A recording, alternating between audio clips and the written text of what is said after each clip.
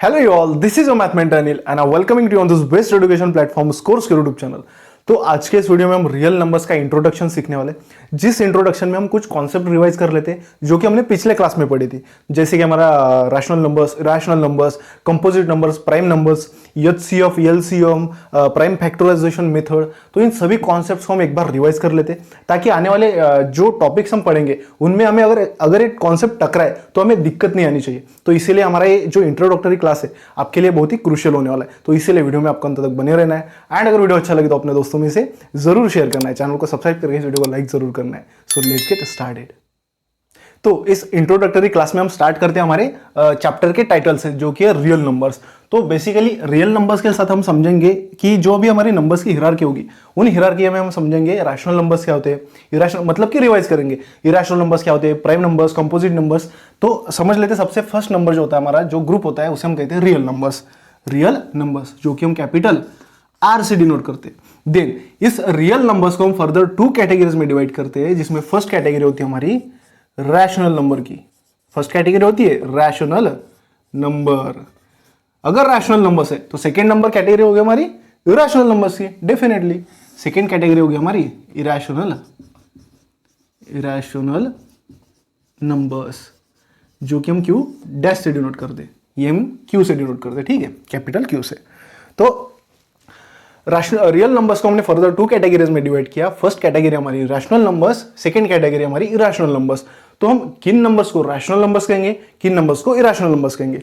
तो जो भी नंबर्स हम p अपॉन क्यू के फॉर्म में लिख सकते हैं उन सभी नंबर्स को हम कहेंगे रैशनल नंबर्स, एंड जो नंबर्स हम p अपॉन क्यू के फॉर्म में नहीं लिख सकते उनको हम कहेंगे इरैशनल नंबर्स। रैशनल नंबर्स का एग्जांपल मतलब कि जो हम p अपॉन क्यू के फॉर्म में लिख सकते, 1/2, 3/5, 101 डिवाइड बाय 305। तो इस टाइप के जितने भी नंबर्स होंगे उन सभी नंबर्स को हम कहेंगे rational numbers. Then irrational numbers mean जो हम p अपॉन क्यू के फॉर्म में नहीं लिख सकते। For an example in square root of 2, in square root of 5, in square root of 10। तो इन टाइप के नंबर्स को हम p अपॉन क्यू के फॉर्म में नहीं लिख सकते, तो उन नंबर्स को हम डालेंगे इरैशनल नंबर्स की कैटेगरी में, ठीक है। रैशनल नंबर्स, इरैशनल नंबर्स जो कि रियल नंबर्स का पार्ट है। Then combination of rational and irrational number is called as real number, ठीक है। Combination of rational numbers and irrational numbers is called as real number. तो अभी further rational numbers की भी फर्दर हमें rational numbers को भी थ्री कैटेगरीज में डिवाइड करेंगे, जिसमें फर्स्ट जो कैटेगरी होगी हमारी जिसे हम कहेंगे निगेटिव नंबर्स या तो निगेटिव इंटीजर्स, क्योंकि जो भी हमारा एक ग्रुप होने वाला है इस पूरे ग्रुप को हम कहेंगे इंटीजर्स का ग्रुप। देन हो गया हमारे पॉजिटिव नंबर्स या तो पॉजिटिव इंटीजर्स, एंड इन्हीं के साथ हमारा जीरो। तो नेगेटिव नंबर्स है ना -1, -2, -3, -4, -6 and so on. Positive numbers है ना +1, +2, +3, +4 and so on, and including zero.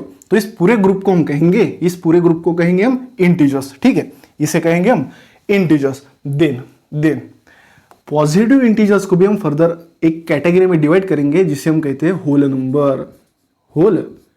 Numbers.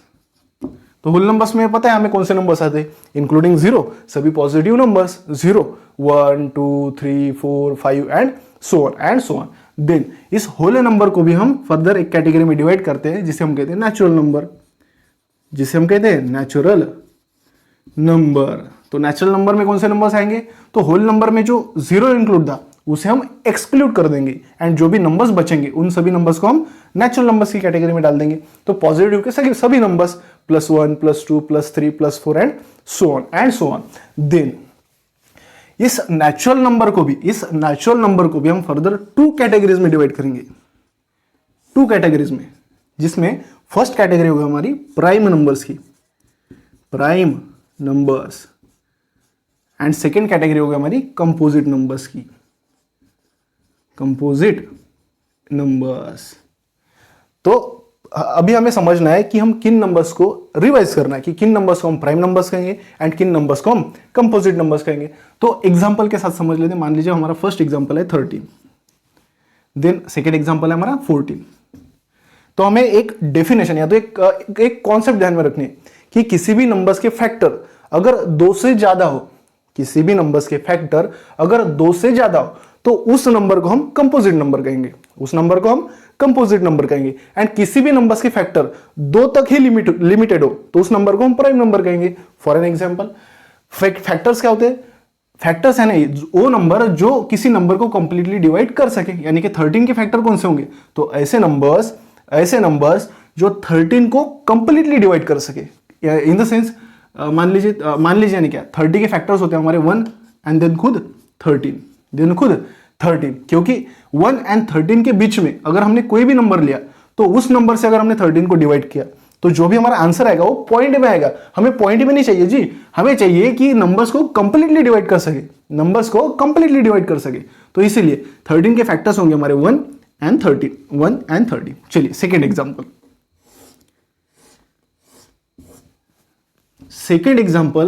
अगर हमने 15 के फैक्टर्स निकाले तो फर्स्ट फैक्टर होगा हमारा 1, ठीक है, लास्ट फैक्टर होगा हमारा 15।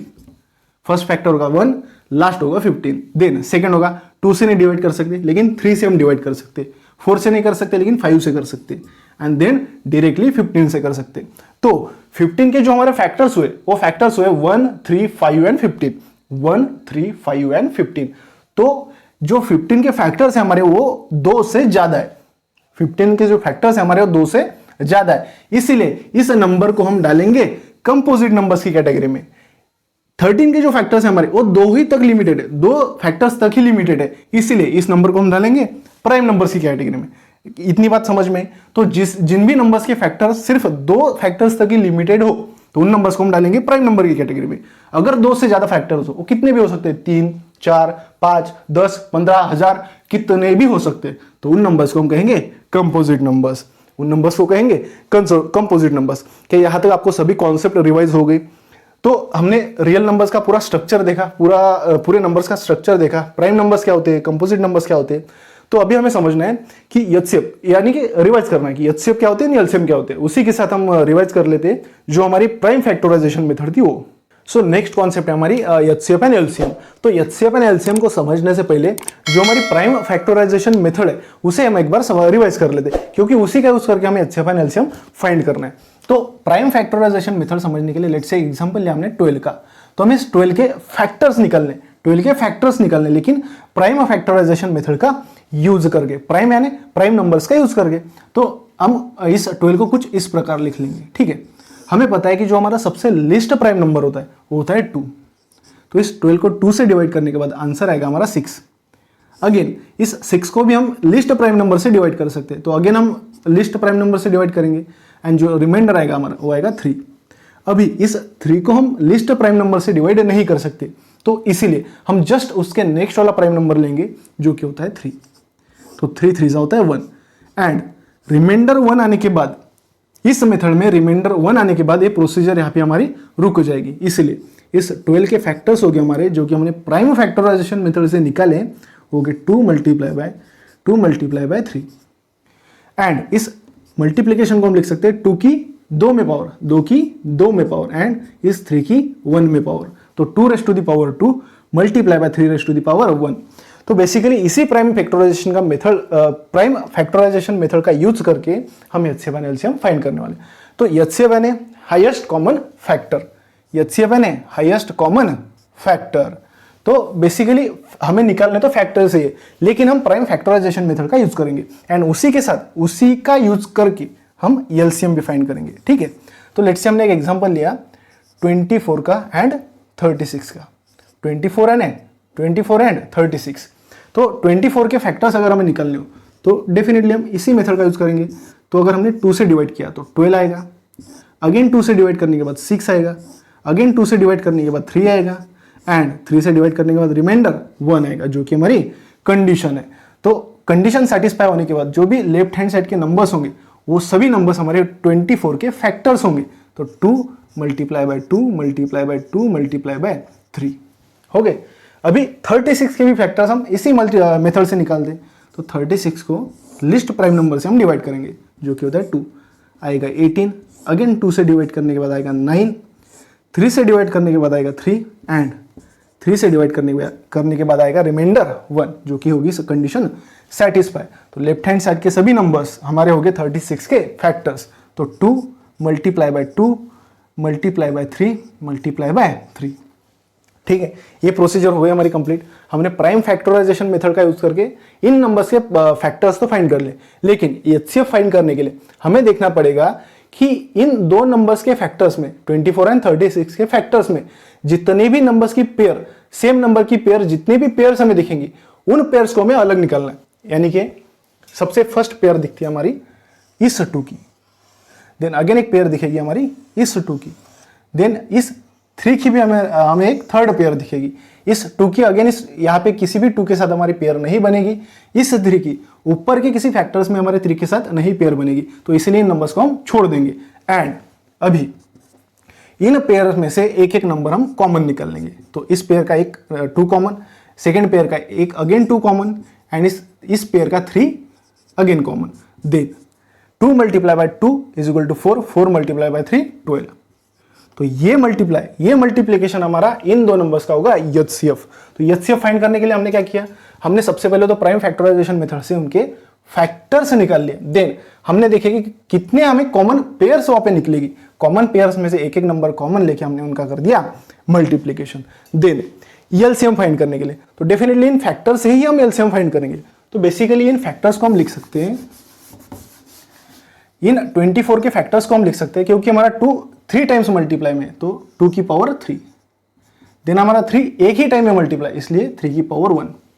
देन 36 के फैक्टर्स, 2 हमारा 2 टाइम्स में मल्टीप्लाई, इसलिए 2 की पावर 2 एंड 3 हमारा स्क्वायर, 3 की पावर 2। तो ये हो गया हमारे पावर के फॉर्म में। अभी लिस्ट कॉमन मल्टीपल फाइंड करने के लिए हम देखेंगे कि इन दो फैक्टर्स में, अभी ये भूल जाना है, ठीक है, अभी सिर्फ इतना ध्यान में रखना है, ये वाला स्क्वायर में, ठीक है। तो इन नंबर्स के, इन फैक्टर्स में जितने भी नंबर कॉमन, जितने भी कॉमन पेयर हमें दिखेंगे, सेम यहाँ पे जो पेयर निकालते हैं हमने, सेम वैसे ही पेयर हमें यहाँ पे निकालनी है। हमें पावर अभी के लिए भूल जाना है। तो ये पेयर होगी हमारी फर्स्ट, ये होगी सेकेंड, यानी कि 2 मल्टीप्लाई बाय 3, ये 2 वाली पेयर, ये 3 वाली पेयर। लेकिन यहाँ पे हमें एक थोड़ी सी एक्स्ट्रा स्टेप करनी है, जो कि होगी हमारी इस पेयर में जो भी हायर पावर होगी, या तो इस पेयर में जो भी हायर पावर होगी वो पावर हमें पिक करनी है। यानी कि इस पेयर में जो हायर पावर है वो है 2⁻3, इसलिए हम लिखेंगे यहाँ पे 2⁻3। इस सेकेंड पेयर में जो हायर पावर है 3⁻2, इसलिए हम यहाँ पे लिखेंगे 3⁻2। एंड इनको सॉल्व करने के बाद 2⁻3 होता है हमारा 8, मल्टीप्लाई बाय 3⁻4 होता है हमारा 9। तो 9 8 जा 72, 9 8 जा 72। तो LCM फाइंड करने के लिए हमने क्या, हमने सबसे पहले तो फैक्टर्स को पावर के फॉर्म में लिख दिया। देन हमें पता था कि ये एक पेयर निकलेगी हमारी, ये सेकेंड पेयर निकलेगी। एक पेयर में से हमने 2 कॉमन लिया, इस पेयर में से हमने 3 कॉमन लिया। देन इस पेयर में से जो भी हायर पावर थी उसको हमने कॉमन ले लिया। देन उस पावर को हमने पिक कर लिया। देन इस पेयर में जो हायर पावर थी 3⁻2 उसको हमने पिक कर लिया। देन जो मल्टीप्लिकेशन आएगा वही होगा हमारा LCM, वही होगा हमारा LCM। अभी अगर हमारे 2 नंबर्स हमें दिए हुए हो एंड LCM HCF दिया हो, तो और एक रिलेशन हमारा तैयार होता है, जो कि होता है LCM multiply by HCF is equal to first number multiply by second number. तो LCM multiply by HCF is equal to first number multiply by second number. तो बेसिकली अगर हमें ये रिलेशन इस नंबर से, इस एग्जांपल से अगर सेटिस्फाई करना हो, तो हम लिखेंगे जो हमारा फर्स्ट नंबर होगा that is 24 multiply by second number which is 36 is equal to LCM हमारा होगा 72 मल्टीप्लाई बाय HCF जो कि 12। तो इन नंबर्स को सॉल्व करने के बाद हमें देखना है बेसिकली क्या हमारा LHS is equal to RHS होता है। तो 12 को 72 से मल्टीप्लाई करने के बाद 12 2 जा 24 कैरी 2, 12 7 जा 84, 4 + 2 6 एंड 8 हमारा as it is. Then RHS हमारी 24 6 जा 144 कैरी 14, 24 3 जा 72, यह आएगा हमारा 864। तो हमारा LHS is equal to RHS satisfy हो गया। तो इसीलिए अगर हमारे पास 2 नंबर्स दिए हुए हो एंड उनका LCM एंड HCF दिया हो, तो उनमें से हम ये रिलेशन वहां पे एस्टेब्लिश कर सकते। तो बेसिकली हमने जो भी हमें रिवाइज करना था वो सभी कॉन्सेप्ट्स हमने अच्छे से रिवाइज कर लिए। अभी जो भी हमारा नेक्स्ट टॉपिक होगा हम वो नेक्स्ट लेक्चर में सीखेंगे। तो आज के लिए बस इतना ही। आपको डेफिनेटली सभी अच्छे से रिवाइज हो गया होगा। अगर हो गया तो प्लीज़ इस वीडियो को लाइक करें, अपने दोस्तों में शेयर करके इस चैनल को सब्सक्राइब जरूर करिए। Thank you so much.